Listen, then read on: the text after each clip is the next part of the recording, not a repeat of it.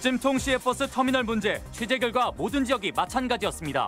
하지만 지역사회 모두 대책을 내놓지 못해 고령의 승객들이 고통을 겪고 있습니다. 전라가명 핵심 건물인 선화당에 상향식이 열렸습니다. 가명이 복원되면 전통문화 체험 공간이자 한옥마을 확장 효과도 기대됩니다. 민주당 전북도당 위원장 선거가 안호영, 김윤덕 2파전 구도입니다. 2년 뒤 총선 구도에도 영향을 미칠 전망이어서 경쟁이 치열합니다. 여러분 안녕하십니까? 찜통 같은 농어촌 버스터미널 실태 어제 보도해드렸었는데요. 취재가 이루어진 시군 대부분이 비슷한 실정이었습니다. 터미널 운영업체가 가장 문제지만 자치단체나 정치권도 주민들 고통에는 나몰라라 하고 있습니다. 박연선 기자입니다. 지은 지 30년 된 완주 고산 버스터미널입니다. 승객 대부분이 70대 이상 어르신이지만 냉방기라고는 선풍기 한 대조차 찾아볼 수가 없습니다. 가만히 서 있어도 숨이 턱턱 차오를 만큼 고통스럽습니다. 내부 대합실은 바로 옆 화장실에서 나오는 악취 탓에 고통이 배가 됩니다. 너무 냄새가 나서 화장실 냄새가 나가지고 그래서 여기 더워도 나왔어. 돌아가는 거라도 하나 좀 해주면 좋겠어.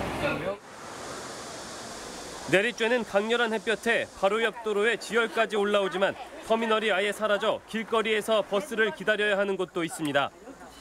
이곳은 예전 봉동 버스 터미널이 있던 자리인데요. 수요 부족을 이유로 터미널이 없어지면서 승객들은 더위에 그대로 노출돼 있습니다. 하지만 이 같은 실태는 개선의 여지조차 없습니다. 시외버스 터미널 대부분 민간업체 소유다 보니 자치단체는 예산 투자를 못하는 실정이고 아직 저희가 개인 건물이라 폭염으로 뭐는 없는데 선거 때만 되면 터미널에서 표를 달라며 악수를 청하던 지역 정치인들은 정작 지역 주민들, 그것도 버스를 이용하는 서민들의 고통에는 실태 파악도 못하고 있습니다. 요즘에는 못 가봤네요. 냉방이 어떻게 되고 있는지 알고 계신가요? 글쎄요, 정확히는 제가 지금 내용을 모르네요. 혹시 현장 한번 살펴보셨어요? 작년에 그런 요청을 한번 받아갖고 얘기해서 해준 걸로 알고 있는데 한번 더 확인해볼게요. 죄송합니다. 터미널 업체나 자치단체, 지역 정치권 등 지역사회 어디도 대책을 내놓지 못하고 있는 가운데 시골 노인들이 40도에 육박하는 폭염을 맨몸으로 견뎌야 하는 고통을 받고 있습니다. MBC 뉴스 박연선입니다. 앞서 기사에서도 언급됐지만 오래되고 낡은 터미널이 있는 지역이죠. 장수군의 장영수군 뉴스룸에 나와 계십니다. 군수님 반갑습니다. 네, 반갑습니다. 자, 장군수께서도 관내 터미널 가보셨을 텐데요. 먼저 어떤 생각이 드시는지 궁금합니다. 예, 저희 터미널 죄송스럽게도 선풍기 한 대가 노인들의 자리를 지키고 있습니다. 또한 비가림막이 바람을 막아서 연일 6일 동안의 경보가 발생되고 있는 장수터미널 찜통더위를 막을 수 없을 정도로 열악합니다. 죄송합니다. 자, 이 터미널은 국민들 다수가 이용하는 공공시설이지 않겠습니까? 개선 의지, 군수님의 개선 의지 어느 정도인지 궁금합니다. 예, 반드시 개선하도록 하겠습니다. 특히 터미널은 31%가 차지하는 노인 인구가 이용하고 있습니다. 그리고 터미널은 타지에서 들어오는 사람들의 첫 인상 같은 겁니다. 장수가 이제 새로운 인상 그리고 쾌적한 환경으로 터미널을 개선해야 된다고 보고 있습니다. 자, 이 시설 개선이 걸림돌이라면 어떤 것들이 있을지 자세히 좀 말씀 부탁드립니다.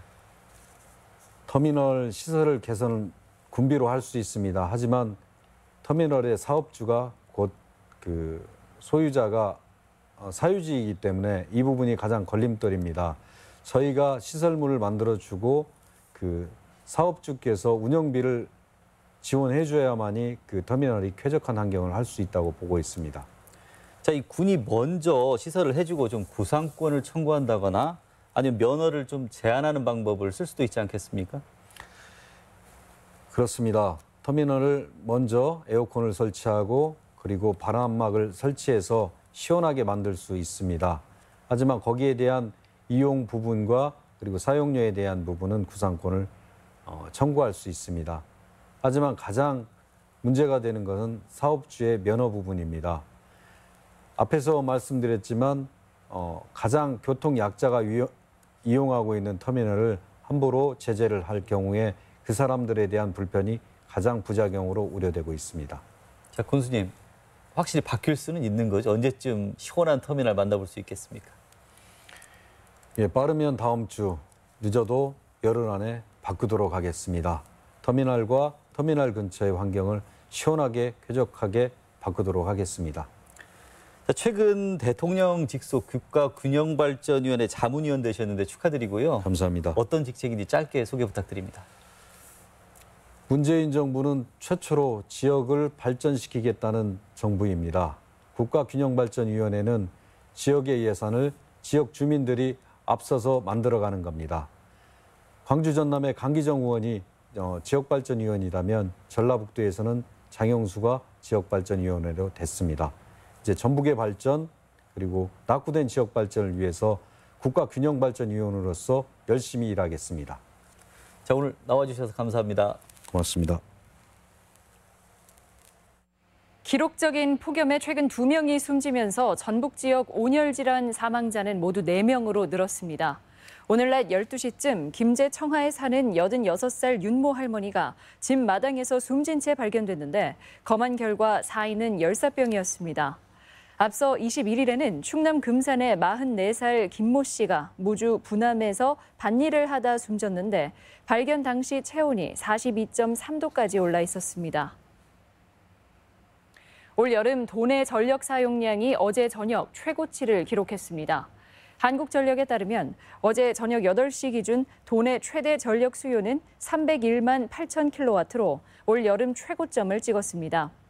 여름철 최대 전력 수요는 휴가가 끝나는 8월 중순쯤 가장 높은 만큼 폭염이 계속될 경우 최대 전력 수요는 더 높아질 전망입니다. 전라도 관찰사가 집무실로 썼던 선화당이 복원돼 오늘 상냥식을 가졌습니다. 전라가명은 핵심 건물이 위용을 드러내면서 복원 사업이 탄력을 받을 전망입니다. 먼저 한범수 기자입니다.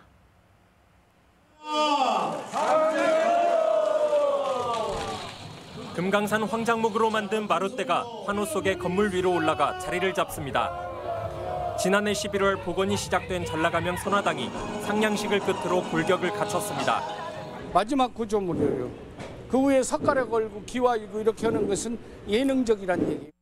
선화당은 전라감사가 수백 년간 집무실로 사용했던 호남에서 가장 중요한 건물이었습니다. 하지만 끊임없는 전란과 화재로 역사 속에서 제 모습을 지켜가기란 쉽지 않았습니다. 1952년 폭발 사고로 훼손된 뒤 구 도청이 들어서면서 선화당의 존재는 시민들 기억 속에서 잊혀져갔습니다. 오랜 아픔 끝에 개도천년을 기념하며 다시 웅장한 모습을 드러낸 선화당. 호남의 자부심이 돼주기를 바라는 마음을 담아 상냥문을 봉안하고 전통 의식으로 하늘에 예를 올립니다.